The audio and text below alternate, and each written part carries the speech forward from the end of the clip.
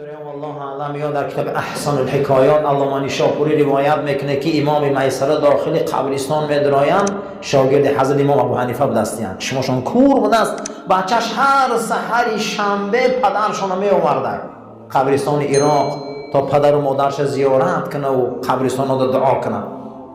میگه همین تا چند سال اوتم آوردم، همین میامد دعا میکردم میرفت. یک سحر عجایب کارش شد. آمد میگه اوتم اندر اومد و یا سلام داد اهل قبر دو دو سه قدم رفت و من او برای تماشا رفتم. آمدم که هم خندیده است بعد از اندک با همیقه گریه کرد. آمدم گفتم اوتا پدر جان یکم بر من حالت خیلی ندیدم، هم میخندی هم گریه میکنی، چی گم بود؟ گفت فرزندم وقتی تو من موندی و وقتی من سلام دادم همه قبرستان سلام من جواب نگرفتن. نگاهشان کردم همه روح ها خستن بالای گروهشان دست دادن و سلام من جواب نگرفتن. یا روحیاش ای دنیا گذشتگی پیش ما آمده گفت امام میسره خوش آمدی، تو میدانی که برای چی من و همه ما که بین که هزارها آدم خوابه ما سلامت را جواب نگرفتیم. هر کس سلامتی هر کس جواب میگیره گفت 30 ثواب میگیره. آخه برای مرده ها ثواب دیگه بسته شده گیه، ما دیگه نمیتونیم ثواب کردن، ما منتظریم. تو ما سلام دادی تو ثواب تا گرفتی 30 تا، اما ما جواب ندادیم بلند که ما ثواب نمیگیریم، برای همین خب استادیم. همین گپ شونده که فهمیدم که مرده ها دیگه هیچ کاری ثواب کردن نمیتونستن.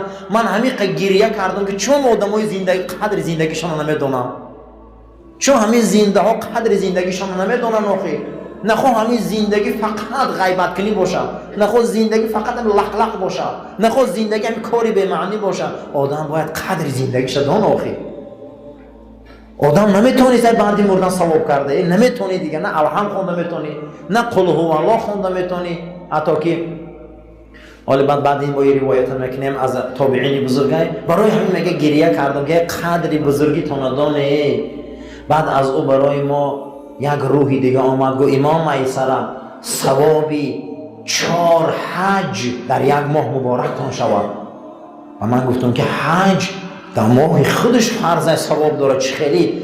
اگه هر نماز جمعه میدراکو صبحوش ای تمامی آسمان ندام به زیر عرش الهی که امروز زنده ها ثواب یا حج میگیرن در جمعه.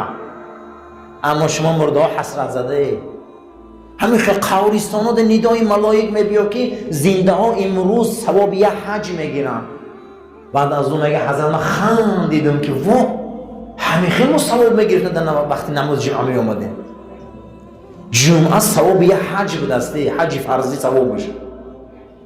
برای همین میگه من خندیدم و زارشان کردم که در عالم برزخ و او دنیایی که ما میگیم از همه با اعتبارترین آدم و با مرتبه ترین آدم کیه گپ زنیم آدم؟ میگه گو کسی که استغفرالله همین رو زیاد میگه، کسی استغفرالله زیاد میگه. گفت مقام روز لشکری اسلام با عنایت و سرلشکری سعد ابن ابی وقاص زمین قرطاس از دست فارسا میگیرن. در همین حالت گرفتن و شکست خوردن کلانترین لشکری فارس که در او زمان زردشتی‌ها بودن شکست میخورن و یکی از صحابه ها به زانو میغلطه و سر طرف قبله سجده میکنن. نامی او ابو دردا، نامی او که به دست ابو دردا. بعد گریه میکنن، زار گریه میکنه و سرش همه بردارن، سله را میگیره در زمین میمونه و به زانو میشینه و با گریه میکنه. بالای سرش همه اون ابرمردای تاریخ میبیاین میگن یا ابا دردا لماذا تبکی، چی گریه داری؟ ما غلبه کردیم، ما ظفر یافتیم، چی گریه میکنی؟ اشک شادی گو نه، اشک غم گو بله. و چی غم میخوری؟ و میگه ابو دردا روش تازه کرده خیست. گفت جنگاورای ما زور بودن یا جنگاورای فارس؟ گفت فارسا. گفت ما زیاد بودیم یا فارسا؟ گفت فارسا. تجربه جنگی ما زور بود یا فارسا؟ گفت فارسا. یرق اسلحه ما زور بود یا فارسا؟ گفت فارسا. زیره ها و جوشن برانجلت های ما زور بودن. ای فارسا گفت چه شکست خوندن این قبایل زور باشن چه شکست خوندن در این جنگ. میگه همه صحابه خب گو نمیدانیم. گو میدانی فارس چی شکست داد؟ گو نه. گو گناه شما چی شکست داده آدم ها؟ گناه. گو گناه این مردم فارس امروز فارس ذلیل کرده به دست ما شکست خوردن. روز می شود که گناه امت محمد ظاهر می شود. گفت تمام کفر در اینا غلبه میکنن. امروز شکستی ما ای گناه ها مونه، پیشبخوری مونه ای گناه ها مونه، آفت و بلاهاست بالای سر ما میبه ای جنایت ها مونه. سوره را حضرت خواندن و یجعل لکم انهارا. با برکت استغفرالله شما میگن من نهرها و بحرها را و تمام دهه ها را پر آب میکنم. و یمددکم باموال و بنین. با واسطه این استغفرالله شما مالاتان زیاد میکنم، برای شما فرزندای نازنین میتیم، بچه های خشنو میتیم. همین شما اگر دیدگی باشه همین سیدزاده ها را که همین سیدزاده ها را دیدگی باشه، سیدزاده های اصیل بچه هاشان ببینید رنگ محتابن، همین چهره های روشن دارن، همین قامت های بلند دارن. همین ایشان زاده ها را قسم به خدا بیننده همین خیلی زیبا هم که رنگ برفن. ما سال پیش حج رفتن من بود در ستم 75 مدینه منوره آمدیم یکی از سیدزاده ها را زیارت کردیم از نسل رسول اکرم دست. در سین 85 سالگی میبینی میگه 1 متر بدنش نور میبره، روش هم میبینی، ریش هم میبینی، چهرش هم میبینی. در نیم ساعت درس اخلاقش همه گریه کرد. یک انسان هر روز می آمده است در همونجا از نسل سادات بوده است، در همونجا می آمده است بین عصر شام همونجا فقط قرآن خوانده میشه، تعلیم داده است. 85 از خود ازبکستان و تاجیکستان و قرقیزستان و قفقاز همونجا مردم برای زیارت همون نسل رسول آمدیم.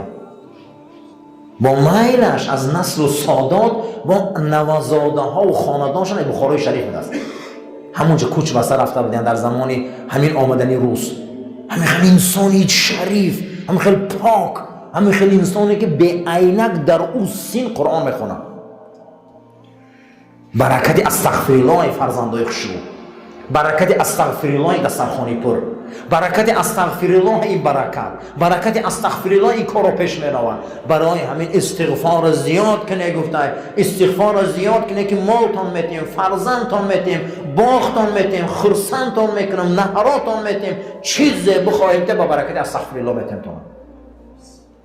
باور کنی حضرت عبدالله ابن عباس گفته که هر مشکلات بالای سر می آمد همون روز ای سحر تا بگه 1000 بار استغفرالله میگفتم، روز دوم 1000 بار استغفرالله میگفتم، روز سوم میگفتم خداوند شاهد کارم ایا جای بود میشه خم حیران میشدم.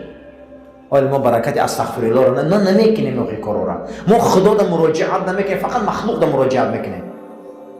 برای همین همیشه استغفار. ابن بطوطه شخص خدمت امام حسن بصری و امام سفیان ثوری آمدن، دو تا امام بزرگ در همین معجزه با خورده بودند، از قحطی و خشکسالی شکایت کردند. حضرت در بیان راه چاره فرمودند استغفرالله زیاد گویید. بعد از او میگه جماعت دیگری آمدن از فقر و کمبغلی شکایت کردند. حضرت فرمودند استغفرالله زیاد گویید. جماعت سوم آمدن در محضر این دو امام بزرگ اکدو روایت در عصرهای خشونده آمدن در آمدن. حضرت ها گفتن که در حق ما دعا کنه که ما فرزند نداریم، چند تمام فرزنددار شویم. حضرت فرمودن که استغفرالله زیاد گویید. در تک منبر شدگی و حیران شدن در پیش دو امام بزرگ در زمانشان. حضرت 3 جمعیت آمده یا دعا فرمودی فقط استغفرالله گویید. خدمت شما آمدن و شما همه را فقط گویید که استغفرالله توصیه کنی استغفرالله. مروی چی این کار کرده که دیگر چی نگفته؟ حضرت ها هر دوشان در زمانشان که پیش عقیف هم گذشتگی هستن گفتن ما هر دی همین چند به آیه های قرآن گفتیم، ما چند به آیات های قرآن گفتیم، یگان چیز از قرآن بیرون نبر آمدیم. سوره نوح حضرت تلاوت کردن. اعوذ بالله من الشیطان الرجیم. استغفروا ربکم انه کان غفارا. همین آیت دلیل گرفتم. یرسل السماء علیکم مدرارا و یمددکم باموال و بنین و یجعل لکم جنات و یجعل لکم انهارا. ای حبیب محمد و ای نوح نبی من، از پروردگار خود همیشه استغفرالله گو، بسیار استغفرالله گو تا برای شما از آسمان رزق بارانه به واسطه باران. استغفرالله از آسمان باران می آورده. وقتی که گناه خلایق زیاد شما آسمان نمی باریده، گناه خلایق زیاد میشده، آسمان به مورد نباریده، سیل عریم آمده مردم ها و ده ها را خراب میکرده. این همش غضب الله بوده. چی با فساد در جامعه ظاهر بشده. استغفرالله اینا نیست میکرده، استغفرالله اینا از بین میبرده. تا استغفرالله شما زیاد گوی باران از آسمان بیارم، از آسمان برکت برای شما بیارم، همین خیل برکت بیایی که شما ایران جمع کردن نتونه و مال بسیار و فرزندای بسیار تان میتیم به برکت استغفرالله. الحمدلله همه ما برکت استغفرالله پدرامونه، همه ما برکت استغفرالله های باباهامونه. گناه نطفه را ضعیف میکرده، گناه تولد ضعیف میکرده. هر کس هر چاره میگه، لیکن نغز دانین که گناه همه چیز را ضعیف میکنه.